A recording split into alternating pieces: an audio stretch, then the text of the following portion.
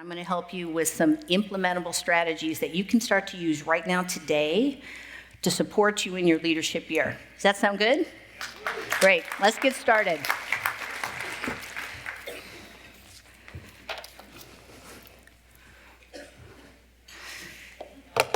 We're going to cover three different areas or levers that, as I call them, nutrition, sleep, and exercise and movement. So number one is sleep. Surprise, because you probably thought I was going to start with nutrition. So every single process in your body is affected by sleep or lack of. Your digestion, your elimination, your hormone production or lack of, your cognition, your comprehension. All of these things matter, and the basis, one of the foundational components of health and well-being, is getting adequate amounts of sleep. 4 to 6 hours, and there are some people who can survive on 5-6 hours of sleep a night. But that doesn't turn out to be healthy for you in the long run, especially from a cognitive standpoint. The average person needs 7 to 9.5 hours of sleep a night in order to go through all the processes that your body has to go through when you sleep. And we have a lymphatic system that detoxifies our body. We have a glymphatic system that detoxifies our brain. If you can't detoxify these areas, you cannot rebuild and you cannot recuperate in any way, shape, or form. In fact, cognitive studies have shown that getting just 4 to 6 hours of sleep is as bad for you as staying up all night, although you think you're fine. So as you're looking at your leadership year and you're planning out your weeks, week over week, and all the meetings and events that you're going to be doing, I want you to consider how to make sleep happen, and that requires a plan. It's a scheduling plan.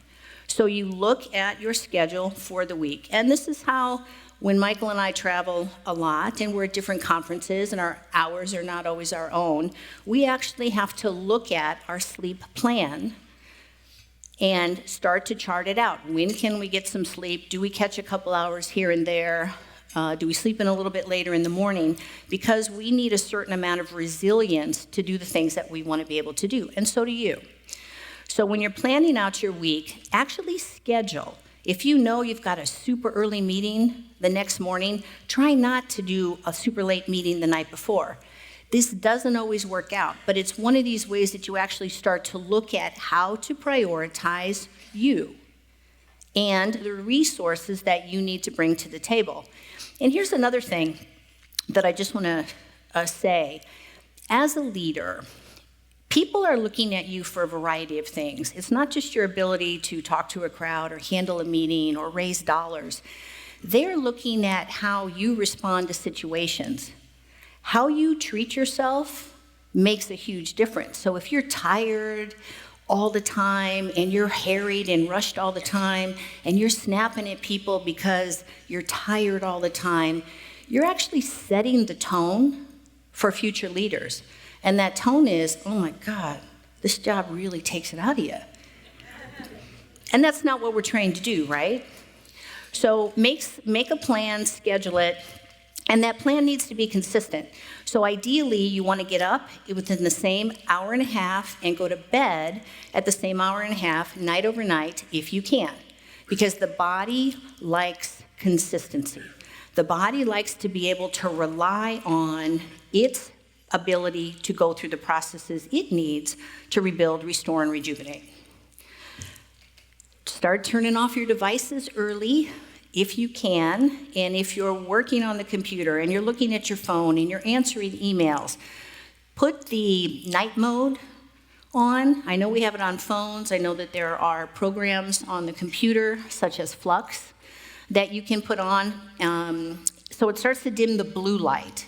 So there are extensive studies that show that blue light stimulates our pineal gland, and that's where we get what's called melatonin, which is a hormone that tells our body it's time to start going to sleep, is produced.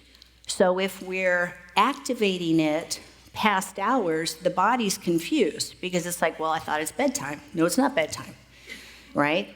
Blue blockers are another great thing that you can use. We have them both in reading glasses as well as TV. So when after dinner and we want to watch a movie to unwind or some great series on Netflix, we use blue blockers. So we literally watch our TV with blue blockers because it downplays all the blue light that is stimulating the brain to stay awake. And some of these things you may have heard before. Blackout curtains, huge. If you can dim all the light in your room, blackout curtains are essential. Sleep mask, and I'll tell you this, when Michael and I started our relationship and we were traveling early on, Michael had a sleep mask.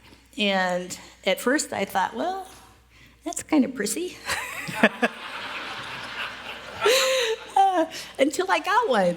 And it's like, oh my gosh, this is amazing, because the littlest, tiniest light, the smoke detector in a room becomes a beacon in the middle of the night. Our eyelids are thin for a reason, right? So it wakes us up, and that sleep mask takes all of that away. But why this is important is because it allows you to get into the stages of restoration.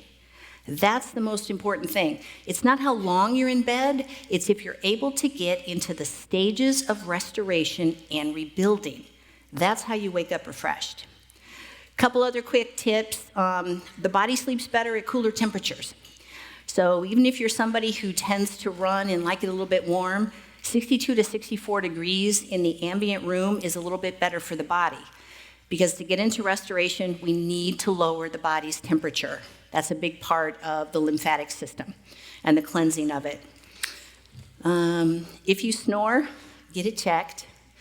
At least make sure that you don't have something like apnea or some sort of blockage that is preventing you from getting the air you need. Can't get air to the brain, can't get air to the body, cannot rejuvenate, rebuild. And unlike fat, we cannot bank sleep. You cannot be at a deficit, and think, oh, I'm going to catch up on the weekend.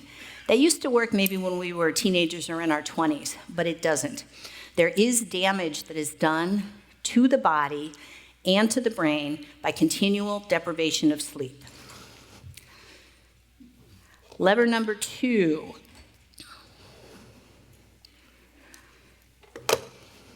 Nutrition. My favorite subject. So I've got a question for you. How much crap do you think a person can ingest?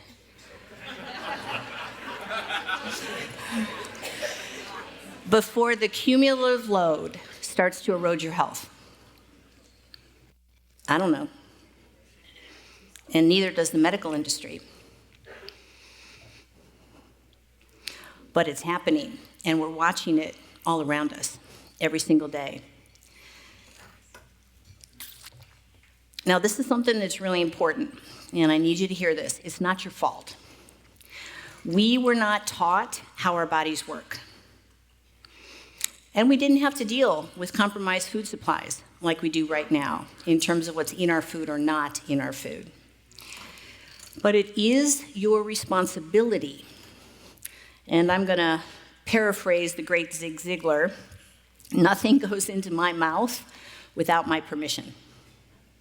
So you have choices every step of the way that can determine how you feel and how you want to feel